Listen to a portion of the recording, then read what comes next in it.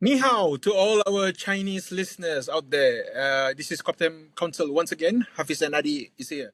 Hadi, how is your Mandarin? 一点点 very little. Okay, very little. I'm going to give you a quick lesson here. Xiao Hong Shu means little red book. So there's three words. But it's not just a literal book, Adi.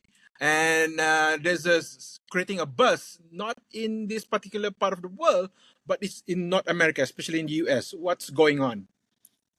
So, just to time it together soon with the inauguration of incoming president at the time of this recording, Mr. Donald J. Trump is the TikTok ban on all most in the United States of America. And with that, a lot of Americans who have come to rely on TikTok over the past few years is being forced to move over in what I can consider to be the largest digital migration of so far in the human history over to Chinese app Red Note, which also Hafiz mentioned Xiaohongshu. So this is quite ironic, isn't it, Hafiz? Moving over to a Chinese-owned app, from one Chinese-owned app to another. What do you think? That's the perfect word to describe it, Eddie. Because TikTok in America does not store the data in China mainland, does not own by China directly the mainland, and also the CEO is not Chinese mainland. The CEO is Singaporean. The data is outside mainland, and the for the red note is everything the opposite. Everything is in China mainland or whatever. So this is a big protest by the American, especially the young ones, I guess. The young ones that saying that, hey, you want to block our favorite app? Why don't we show you and give the so-called China Communist Party our own data right now? So let's pick an app that everything about it is Chinese, and even most of the language, even right now, you can hardly see English word, but now it's starting up to pick up an English word, and rightly so, all of it owned by the Chinese company, mainly in China mainland. So this is a slap on the face towards Biden administration, and also rightly so, Biden try to live it up to Trump to what to do with TikTok, not because that. Because this is towards the end of his tenure, he said that he won't enforce it. But rightly so, we will see what happened because today, about time in America, they will enforce the ban. Another thing that I want to mention also about this ban is, this is an opportunity for Trump to actually show that his relationship with Xi Jinping, because he will be visiting China soon as president, of course, after sworn in as the new president. So his first trip outside the country will be to China, and to see whether this is part of the deal. Is it possibility, because there's a news also saying Perspective the AI trying to buy TikTok at the 11th hour. So whether that's gonna come true, we don't know yet. As we speak, it probably happening, but we can only know for sure tomorrow if anything happened. If someone from the America can still open up their TikTok, means it's either two things. It's there's a deal struck behind closed door, or someone from America buying the app. So apart from it, I mean, the Red Note app, it's fantastic. Even I just want to announce it here, Adi, that Kopitiam Council is now available on Hongshu. So if you really want to download the app, or you already been downloaded, because the app is not new. It's been around since 2013. So if you're already in there and you want to listen to Kopitiam Council, I'll be uploading a lot of video this week on that platform. Yeah, I think there'll be a great development. We can hopefully get a translator for a lot of our content as well, since I don't know if we're going to reach to American audiences. I thought YouTube would be good enough for that, or even Spotify. But regardless, yeah, I'm interested here to see the development from the perspective of how people is going to behave over on Red Note here, because these TikTok refugees, so to say, from America, American TikTok is very it has its own style. I would like to, if I were to describe it. It's very. I notice in American TikTok, it's a lot of very raw content of people having. Okay, if they have an issue, okay, straight away I'm going to put it on TikTok. I'm going to go document everything and anything and everything, and then it somehow becomes a relatable thing. It becomes super relatable, and overnight become an influencer. So if you lose that TikTok clout, right, as an influencer, you obviously going to have to make a switch somewhere. You're going to transition it somewhere else, over to, I don't know how content will translate over to Red Note as well, because the question is, will American Red Note users be confined and segmented to their own side of Red Note, or will they be cross-pollinating with the other larger Red Note users who are mostly Mandarin speaking, who are from China? How would that interaction play out, I wonder? And considering the vast cultural differences between one another, obviously, because Red Note is directly owned by, controlled by the Chinese government, monitored by the Chinese government. There's going to be a whole lot of censorship over there. Not a lot of freedom to say whatever they want to say, because TikTok, you can find the most edgiest things from the edgiest content, like very edgy content, a lot of very unsavory content, which in America you can get away with. But can you get away with it in Red Note because of Chinese style censorship, right? So that is one thing to see how that will play out. Will American TikTok users have to in a way curtail some of their opinions, some of their views, because there are certain things in, I imagine in China that they cannot tolerate, they won't tolerate, or they would find some not even worth considering or even talking about. Where in America they can talk about everything, freedom of speech, whatever.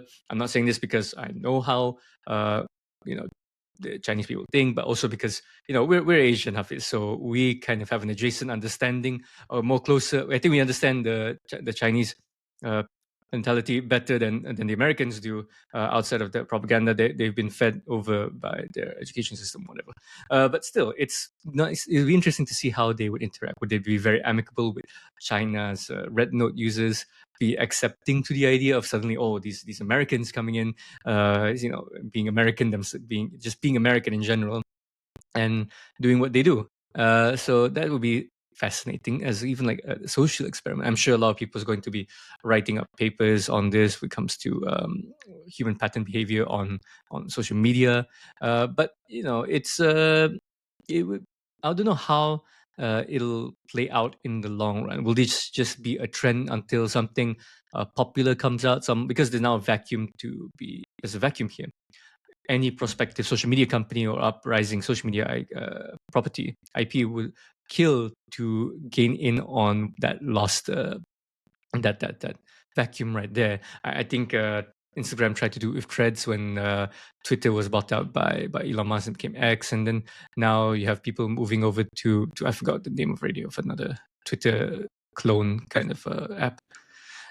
Yeah, X, so you mean? no, yeah, sorry. X became, there's now adjacent to X now. People are moving over from X because they can't stand Elon Musk's idea of how X is being run. So there's always a vacuum to be had, and this is going to be a company trying to gain users, subscribers, or whatever. So it'll be interesting to see. Obviously, I don't really use TikTok. Hafiz is the one that controls the Kopitiam Council TikTok, by the way. I'm just handling the Instagram. So, I mean, in terms of social media, I don't know how it's going to play out. Maybe something cross-pollinating will happen. Maybe Americans would finally understand what it is like for Chinese people to live in China, and vice versa as well. They'll finally see each other directly in a more candid sort of way, rather than having to be seen what they show in a very organized, the very filtered and very curated way. Now they can see the raw picture itself, and it'll be nice to see what kind of reactions will spawn out of that. Would something positive happen? Would it be lukewarm, or will it just be outright like, oh bloody hell, like now this is going to be overrun by Americans doing their own thing, and then Americans don't feel welcome, and the story. That's exactly what happened, Adi, in the last few months, because the the app Red Knot is actually created for the Chinese people in mainland. So everything about it is Chinese. The regulations about it in Chinese, content of it for curated for the Chinese mainland people. So when this influx of not American going in there, and become the most downloaded app in App Store for 2 months or 3 months in a row, the coins the implication from this is that American people now seeing candidly what the normal Chinese citizens are like, living like their own regular life, which is exactly the same without any propaganda from American side or Chinese side. So they see true, and there's a lot of Americans saying that, hey, I'm from America, whatever. Ask me shoot up questions and I will tell you everything about my country. And it goes vice versa as well by the Chinese. Those who speaks English would post the same thing. So the unintended consequences here is that people actually exchanging culture nuances, especially when the American was shocked knowing that the Chinese people work over hours, more than 40 hours a week. So when they say like glorified overworking, because in America it's such a huge human resource, no. So these kind of things that and changing nuances about like, hey, they're actually living their own life, whatever they've been doing. It's nothing like the propaganda has been perpetrated by the both sides. So that's the intended consequences, and it already happening. A lot of influencers jumping in, like you mentioned, hashtag TikTok refugees in the Red Knot, and they try to debunk all this the modern this app alone, because the another two app Adi, the following, because Red Knot is number one. The second most downloaded is Lemonade, which is owned by TikTok, ByteDance group, and so another American app, also the new platform, so called to try to rival Instagram and TikTok. So all these are benefiting from TikTok fall out here, and then it's just gonna be another Chinese company that will be either facing the same fate like TikTok. We don't know. Trump is a businessman. Would he want something very aggressive like this towards another? Because he's kind of bringing in a lot of investment as well. If TikTok wants to establish their data centers in America, which is with the ownership of 49% of American, 51% of the Chinese, that could be worked out. But would they accept that? Would Trump accept that? Is that good enough in terms of cybersecurity or national security sake?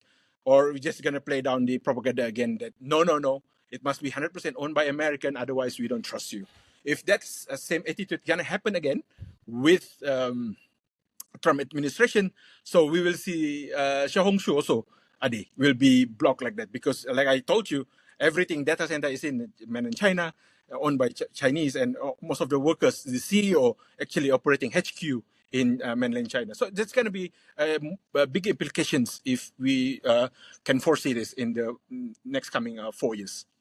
Yeah, and who's to say that now that this is a surprise, caught surprise by everybody, who's to say that China wouldn't now see the potential of harnessing American social media users over to and funneling them over to an app that they can create just specifically for that purpose, for the American experience, right? Because they've succeeded with TikTok. And now the second strike with Red Note here, we're yet to see if it's going to be a long-lasting thing or whether or not it's just going to be another trend, right? Maybe for me, I would say that it's just going to be another trend, but I wouldn't know. That's just a guess from me. So who's to say that now China sees the value of this soft power value of using their own social media reach and knowledge of social media, because they've had years to cultivate in-house social media for their own country. They're very successful at doing so and creating an insulated version of their social media platforms that's only catered for Chinese users and servicing them. Who's to say that China is not able to do the same thing to contain Western audiences, American audiences, users, and use them instead of have them use these more how do you say authentic apps compared to what the West has on offering, which is like Facebook or Twitter, X, or stuff which people have shown a lot of skepticism towards already. I mean, the fact that TikTok has eclipsed using things such as Facebook, such as Instagram, shows that the Chinese know what they're doing when it comes to creating a very hot social media platform. So they can engineer something completely on its completely curated. That's the word here, curated. Everything now, everything experienced on social media has to be properly curated for the user experience already. And you start to see, it's like if you like Kopitiam Council, right? On TikTok, all you're going to see is probably just Kopitiam Council and other podcasts that are similar to us, right? So China is going to be good at, is quite good at that in keeping the algorithm very strong and steady. That I noticed that to be the case more so with TikTok. It's successful at doing so in TikTok rather than Instagram. So I think China knows what it's doing here, and I think it would be. I mean, if I was, let's say, policymaker or like some strategic thinker in Beijing, and I would see that, oh, there's an opportunity. I will not let it go by. We can test it even more. There's so much resources that can be channeled into it, and all kinds of data to be amassed here, because that seems to be the concern here, right? Of using all these apps, it's the use of private protection, data privacy. At least TikTok had some semblance of like data privacy or some confidence, right?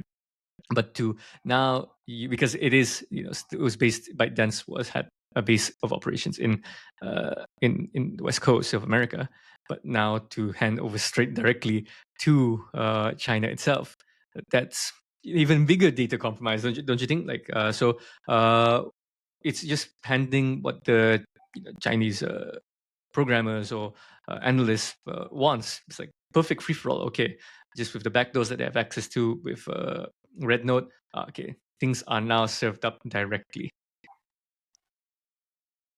I got a feeling, Adi, this is not verified through news or whatever. I got a feeling that down the line, when Trump becomes a president, Elon Musk will buy TikTok. Here's why. Because I can see that there will be a monopoly of social media by Mark Zuckerberg and Elon Musk. We already see Mark Zuckerberg try to change the policy of Facebook and Instagram and WhatsApp, something like X. So we can see Mark Zuckerberg being very friendly towards President Trump. And then Elon Musk, as we know, is a BFF of Trump. So now Musk has a X. It's not a very, you don't need to use a huge imagination to see that Elon Musk would put in more social media under his portfolio. So rightly named so is TikTok or any other popular social media. So we can see our Facebook, Instagram, WhatsApp owned by one person, Mark Zuckerberg. TikTok, X would be by Elon Musk. That would be a nightmare in terms of social media owned by only two people. And these two people are actually rubbing shoulders with Donald Trump. So it would push a lot of agenda very easily because he knows he won the election by social media. Rightly so, winning the Generation X or Generation Z. So in the future, even more so, when these two are aligned with Donald Trump, he will use this even more to his advantage. So that's my worry on the horizon. Whether it's true or not, it's up to what we can see, remain to be seen. So apart from this, I would not worry so much in terms of national security or not. I think it's just a pretext to just kick TikTok out of the way, and just another reason for them to buy another popular social media platform. So again, in terms of that, I'm not buying American reason for that. And on that note, none of us safe in terms of our data security here, because if this most of the social media owned by two persons, can you imagine the monopoly what they can do with our data anyway? So you may say that, oh, I'm not on this platform, but I'm here in this platform. Hey, it's what, it's owned by these two people, and these two people meeting Trump regularly. They can do whatever they want to their advantage. So yeah, what can we do about it? So that's I think we should be focusing on to actually stop people from just buying, or like people like Elon Musk from buying another social media right under their belt, because this is going to be concerning future, because it's unbelievable if users, billions of users, just controlled by 2%, two wealthy persons here. Yeah, I think that's going to be a conversation for another day, like the ethical quandary of billionaires controlling all the things that we use, having a monopoly on all the things that are essential nowadays to daily life, social media being one of them now, with how social media addicted we as people and society have become. So it's maybe will they see a rejuvenated push to recapture users that they have lost to TikTok? But then again, if you happen to be using one social media app, it's not. It's reasonable to say that you use others as well. You just scroll between, you swap between one or the other. Like I think I have about 4 social media apps, which just because I use one doesn't mean I don't use the other. Just maybe I use the other a bit more than the other 3. But this argument of fighting for share of users' attention is going to be, I think that's where it's going to be the next battle. It's like trying to maintain attention exclusively towards a particular platform. But ironically, it's going to end up looking the same, don't you think? Like Instagram they copy each other all the time, like with short form content, with Instagram copying a lot from TikTok and Twitter doing the same thing. So it's going to be a race towards who can innovate in a way that's going to capture that sense of virality. So people, when they see that, they don't want to feel like they're missing out. TikTok was definitely the case for me personally for a while. It's like, oh, everyone's on TikTok. It's like everyone's talking about how amazing TikTok is. It's everything mentioned TikTok, TikTok, TikTok. So it's like, oh, am I missing out on something huge here, something big here? Suffice to say, I'm quite happy that I never got into the whole rabbit hole of TikTok itself. Uh, but it doesn't mean that my attention won't be honed in on another platform, right? Is that everyone's going to, all these like Elon Musk, the Mark Zuckerberg, they're all going to be competing for my attention and your attention as well. That's that's what seems to be generating the revenue streams. They're back and giving them confidence for the investors. So this is going to be another game to be played, and it's ironic because social media was supposed to be that place where it is away from policy or government oversight, where it's kind of like the Wild West, right? And now government is playing more and more acute role in these realms here, the social media realm, and that is going to be focused a lot more, not just like you said, the corporate business people, the corporate giants are injecting their own agenda, but governments as well to inject their own agenda. So that is going to be a new battleground. We can say it already is a battleground. It's going to be a battleground to capture what people, to condition people on what are acceptable things to say, acceptable things to follow, or what are things that you should be following.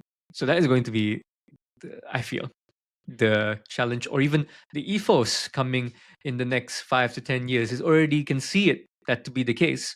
I think we're just going to be exacerbating it even more so. And with now China having a lot of American users in the palm of their hands, they are ripe to be shaped. Like, oh well, China's not so bad. Who knows? They're going to deploy people to influences in Red Note of China, influences on Red Note to say that, oh, the wonders of China, China this, China that, and influence them to think more closer, and they have that cultural blending, right, to influence what people think. I mean, rightly so. Yes, without social media, I think Kopitiam Council will not exist. Also, so that's a pro and con of social media today. But of course, this is in this bigger picture how social media will be in the future. Again, I will ask all of you to actually follow or listen us in different social media, namely Instagram and TikTok, if you prefer short form content. And if they want to listen audio, where would they go, Ade? Well, obviously, it's my favorite place to listen to podcasts, which is Spotify. I know the YouTube has been getting more traction these days, but at the end of the day, we are a podcast, and it seems to be our focus is always going to be more audio first. And well, you can listen to the audio on Spotify and Apple Podcasts. Like Hafiz said, if you like short form content, you can check us out on Instagram, on TikTok. But it seems everything is now concentrated on our YouTube. But like you said, you're going to be posting on Red Note. We probably you can check that out too. If you are a TikTok refugee, please go ahead and check it out there.